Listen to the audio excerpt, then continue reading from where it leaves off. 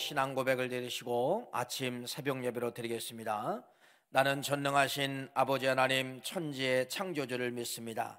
나는 그의 유일하신 아들 우리 주 예수 그리스도를 믿습니다. 그는 성령으로 잉태되어 동정녀 마리아에게서 나시고 본디오 빌라도에게 고난을 받아 십자가에 못 박혀 죽으시고 장사된 지 사흘 만에 죽은 자 가운데서 다시 살아나셨으며 하늘에 오르시어 전능하신 아버지 하나님 우편에 앉아 계시다가 거기로부터 살아있는 자와 죽은 자를 심판하러 오십니다. 나는 성령을 믿으며 거룩한 공교회와 성도의 교제와 죄를 용서받는 것과 몸의 부활과 영생을 믿습니다. 아멘. 우리 찬송가 515장을 찬양합니다. 515장.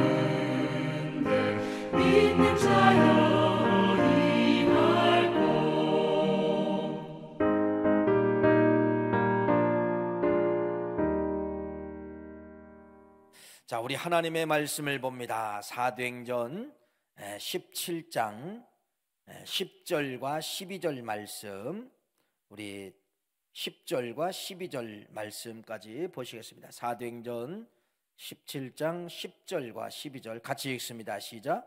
밤에 형제들이 곧 바울과 실라를 베리아로 보내니 그들이 이르러 유대인의 회당에 들어가니라.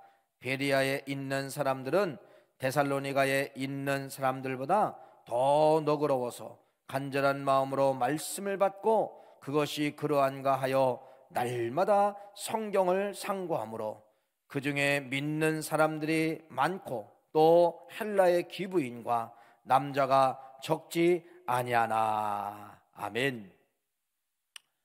어제 이런 말씀을 드렸죠. 여러분, 바울과 실라가 데살로니가에서 복음을 전했어요. 복음. 그 복음이 바로 뭐예요? 그냥 부활과 예수 그리스도. 자, 그런데 누구는 좋아했고 누구는 싫어했을까요? 헬라파 기부인들은 그 말씀을 듣고 많은 사람들이 주께로 돌아왔지만은 거기 있는 이 유대인들은 바울을 여러 번 꾀하고 거짓말로 선동을 하게 되는 것이죠. 누구를? 가이사를 욕했다 거짓말을 하는 겁니다. 언제 바울이 가이사를 욕한 적이 있습니까? 욕한 적이 없어요. 그렇게 거짓말로 선동을 한다는 겁니다. 이렇게 복음이 뿌려지는 곳마다 늘 우리가 핍박을 당하고 있다고 하는 것을 말씀을 드리는 것이에요. 오늘 이 말씀은 여러분, 환경이라고 하는 것이 그렇게 중요하다는 것입니다. 오늘 이렇게 말씀하고 있죠. 데살로니가 지역과 베레아라는 이 지역을 오늘 말씀은 비교하고 있다는 겁니다. 오늘 이 데살로니가 지역과 베레아를 비교하고 있는데, 베레아라는 이 지역은 어떤 지역이느냐? 참 좋은 동네였다, 좋은 지역이었다. 옛날 성경은 여러분 뭐라고 하느냐? 신사적이었다라고 말씀을 하고 있습니다. 신사적이었다. 환경이 대단히 중요합니다. 여러분, 내가 어떤 환경에서 자라왔느냐에 따라서 평생 그 환경이 나를 습관으로 만들 때가 있다는 것이에요. 여러분, 우리가 어렸을 때 다 힘들게 살았던 건 사실이잖아요. 우리 부모님들이 어떤 자녀 교육을 가르치는 어떤 힘이 있어서 어떤 교육을 받아서 자녀들을 이렇게 가르치고 이게 아니잖아요. 부모님들도 바쁘기 때문에 그냥 낳고만 논 거예요. 그러면 아이들은 스스로 알아서 크는 것입니다. 부모님들은 여러분 아침에 일찍 해서 여러분 일하러 가면 저녁 늦게 돌아오는 것이에요. 어떻게 보면 이게 우리 아버지의 삶이었을 것입니다. 그렇다 보면 여러분, 아버지들이 힘들고 어렵고 직장에 가서 때로는 농사일을 하면서 힘들고 그러면은 여러분 대부분 집에 오면은 여러분 뭐가 시작이냐? 핍박이 시작되는 것이에요. 어떤 때는 엄마를 막 핍박합니다. 어떤 때는 잠을 자고 있는 아이들을 깨워서 핍박을 할 때가 있다는 것입니다. 나중에 크면은 아이들이 이런 것이 다 상처가 될 때가 있어요. 상처. 엄마에게 막 폭언하는 그러한 소리를 듣게 됩니다. 또 막 싸우는 소리를 듣고 막 자랄 때가 있다는 것입니다. 그래, 어렸을 때 나는 앞으로 커서 우리 아버지처럼 저렇게 살지 않겠다라고 했는데 이게 웬일인지요? 그러한 환경이 나도 모르게 아버지의 그렇게 싫다가던 그러한 모습이 내 모습 속에 나온다는 것입니다. 나도 역시 내가 장성한 자가 결혼이 되어서 내가 아버지가 되고 또 자녀들을 바라보는 관점을 보니까 역시 내 모습 속에 옛날 과거에 누가 나오고 있느냐? 내 아버지의 모습이 내 속에서 나오고 있다는 것을 말씀을 드리는 것이에요. 여러분, 이렇게 환경이라고 하는 것이 참 중요한 것이에요. 환경이 여러분 나를 어떤 때는 강팍하게 만들고 환경이 나를 어떤 때는 힘들게 만들 때가 있었다는 그러한 말씀입니다. 다음 세대 우리 자녀들을 여러분들이 양육함에 있어서 이걸 꼭 기억해야 됩니다. 자녀들은 꼭 누구를 쳐다보고 있다? 부모님들을 그대로 쳐다보고 자기들 모르게 답습을 하고 있다는 겁니다. 그 모습 속에 나는 저 모습이 싫어라고 했지만은 나중에 보면은 그 싫은 모습이 내 모습 속에 나온다는 그러한 말씀이에요. 그것뿐입니까? 신앙의 모습도 마찬가지라는 것이에요. 신앙도 여러분, 자녀들이 우리의 부모님의 신앙의 모습을 보고 그대로 답습을 하고 있다는 겁니다. 이렇게 말씀을 드릴 수가 있어요. 자녀들이 부모보다도 신앙이 더 좋을 수는 없을 것, 물론 더 좋을 수도 좋게 나오는 사람도 있지만은 대부분 그렇게 못한다는 겁니다. 왜?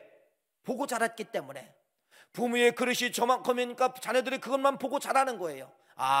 우리 부모님들이 교회 다닐 때는 저렇게 주일날만 가는구나, 수요일날은 안 가는구나. 그럼 여러분, 내 자녀들이 평생 살아가면서 수요 예배, 새벽 예배는 자녀들이 들을 수가 없어요. 그래서 우리 부모님은요, 모델이 되어야 됩니다.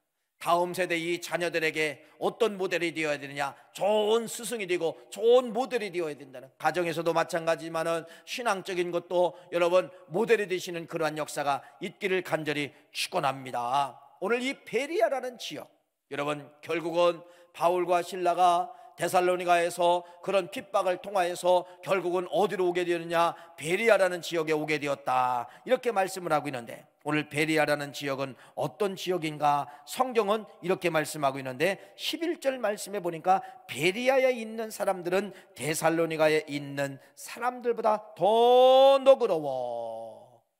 옛날 성경은 신사적이었다라고 이렇게 소개를 하고 있죠. 더 너그러워 간절한 마음으로 말씀을 받고 이것이 그러한가요? 날마다 성경을 상고하였더라, 이렇게 말씀하고 있습니다. 데살로니가 지역은 신사적이고 너그러운 도시. 여러분, 베리아라는 지역은 신사적이고 너그러운 도시. 데살로니가 지역은 여러분 그렇지 않았다가는 것을 성경은 양쪽을 비교하고 있는데, 이것이 바로 무엇입니까? 환경이라고 하는 것입니다.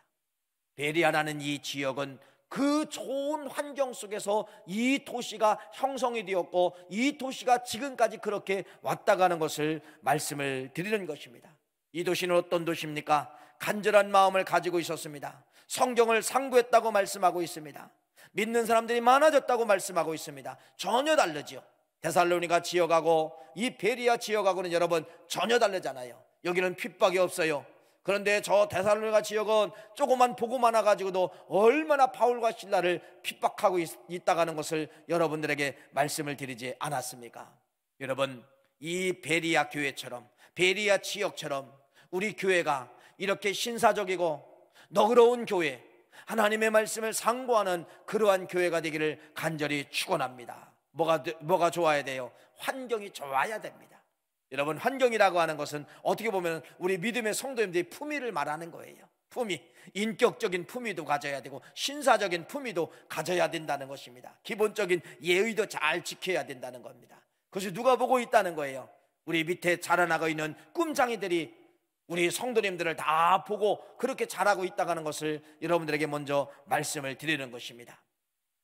바울과 실라가 복음을 전하는 데 있어서 이런 베리아라는 이런 지역도 만나게 된다는 거예요. 그냥 복음을 전했는데 이 사람은 신사적이고 그 복음을 그냥 잘 받아들이고 성경 말씀을 더 그리워하고 그 성경을 더 상고하고 날마다 이런 사람들에게 믿는 사람들이 많아졌다, 이렇게 베리아라는 지역에 도착하였을 때 이러한 모습에 대해서 성경은 기록을 하고 있다는 것입니다. 여러분, 복음이라는 게 그래요. 늘 핍박만 있다가 하면 여러분 우리 에너지가 다 소진되는 것입니다.